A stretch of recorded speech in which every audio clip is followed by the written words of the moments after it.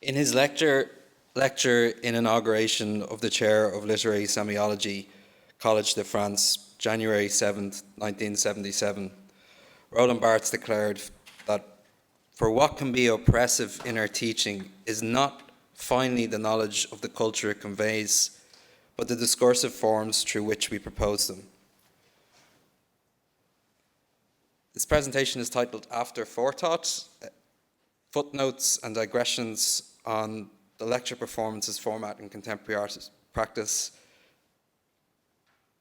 To repeat, number one, for what can be oppressive in our teaching is not finally the knowledge of the culture it conveys, but the discursive forms through which we propose them. I wanted to start by asking one question: what is a lecture performance? Or perhaps more specifically, what isn't a lecture performance? PowerPoint 3.0 was created at Microsoft's graphics business unit in Silicon Valley over the 5 years between 1987 and 1992, where Robert Gaskins was the head of the new Microsoft group during the entire period. But I have to digress, move backwards, to think about the etymological roots of what it is to lecture. To pick out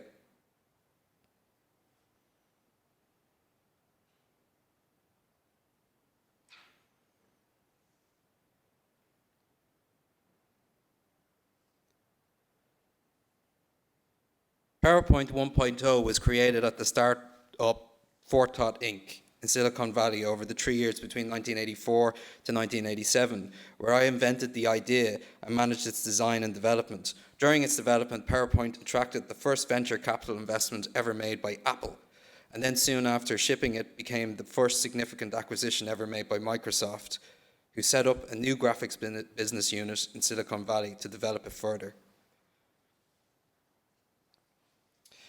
So this is a picture that was taken in the lobby of the Microsoft Graphics Business Unit building in Silicon Valley at 2460 Sand Hill Road, Menlo Park, California, in the oak-covered hills overlooking the Stanford campus. The artwork glimpsed to the left of the group is a piece by Frank Stella. It's a mixed media on canvas, etched magnesium, aluminium, and fiberglass, now in the collection of the San Francisco Museum of Modern Art. Frank Stella said of the work, "My name is Frank Stella, and the painting you're about to look at is mine. It's very geometric imagery taken from a late 17th to 18th century French stone cutting manual. It's a manual to illustrate how to make geometric forms in 3 dimensions. So there you see the cylinder, a 3-dimensional image in basically 2 dimensions. You know, abstraction is all about shapes and geometry and essentially kind of boring in a way. But the idea here is to have the shapes be animated, yeah?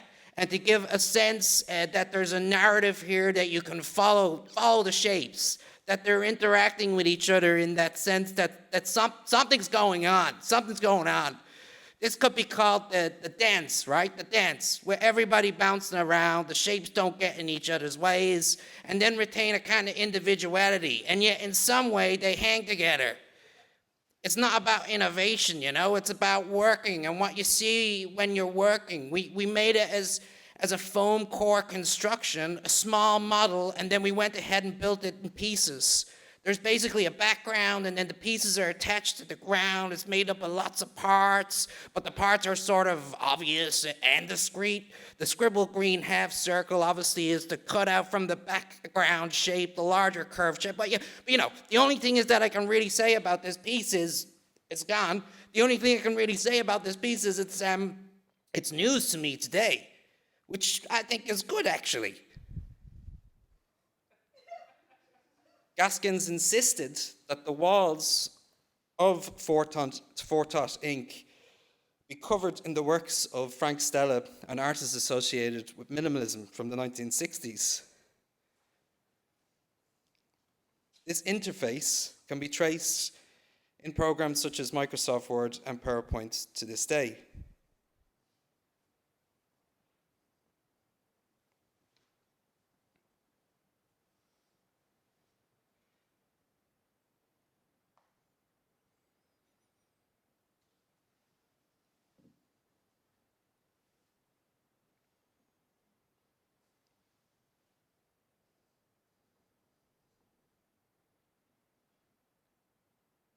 Number 2.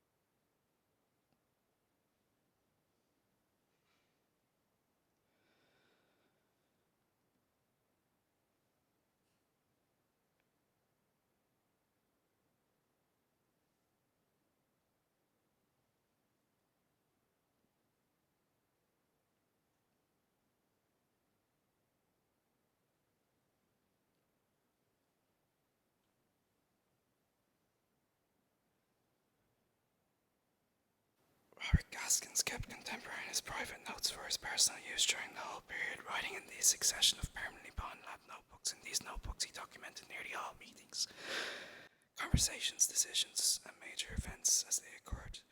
The complete collection of his notebooks, 2,400 pages in total, is still extant and was his raw material for the account in his book. The book also cites and quotes from a large number of previously unpublished documents.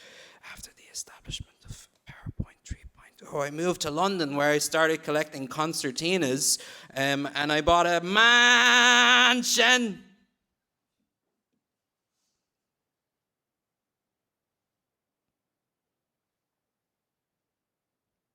Number 3, relapse.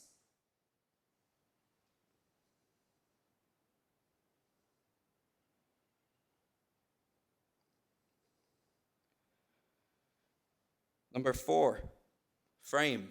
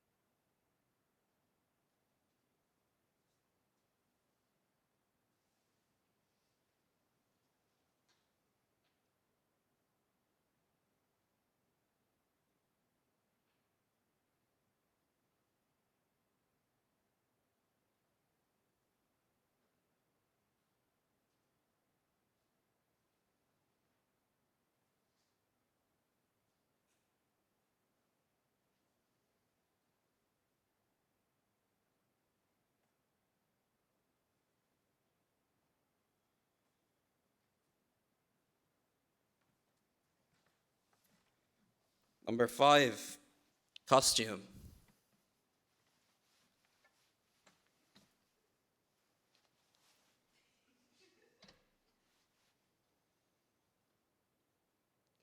Number 6, medieval gesture.